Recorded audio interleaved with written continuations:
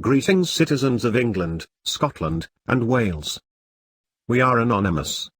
We would like to bring to your attention the current Snoopers Charter and what it means to the public and the media. Let's start by telling you a little about the Snoopers Charter. Summary of the Investigatory Powers Bill Snoopers Charter 2016 to 2017.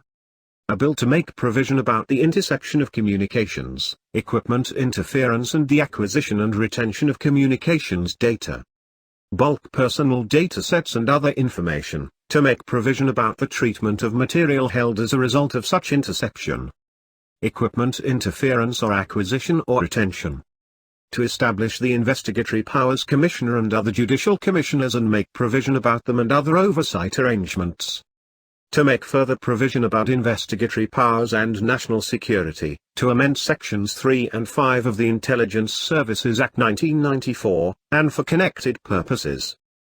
Once a bill has completed all the parliamentary stages in both houses, it is ready to receive royal assent. This is when the Queen formally agrees to make the bill into an Act of Parliament, law. There is no set time period between the conclusion of consideration of amendments, ping-pong and royal assent. Okay, here is how it will affect us and the media. Investigatory Powers Bill could lead to video shot by reporters being accessed remotely by police or their phone microphones used as a bug.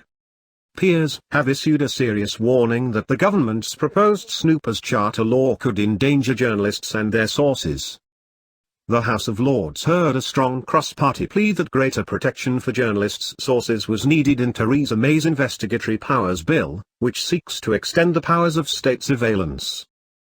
Ministers heard that the powers could lead to footage filmed by journalists of riots or demonstrations that turn violent being accessed remotely by the police, despite safeguards in the bill that such state hacking would only be warranted in cases involving national security or serious crime.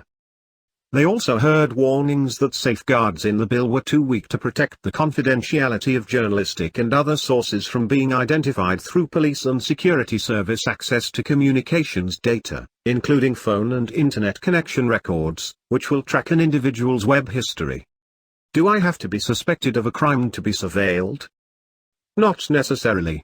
Because the bill allows bulk collection and retention of phone calls, messages and emails and internet browsing history, you don't have to be a suspect to be monitored. This broad range of powers has been one of the main objections to the bill, because it means every citizen, whether you are having legally privileged conversations, or are part of special groups like journalists or members of parliament, are subject to being monitored and having your data stored. Anonymous encourage you all to use a virtual private network and encrypted messaging. We are anonymous.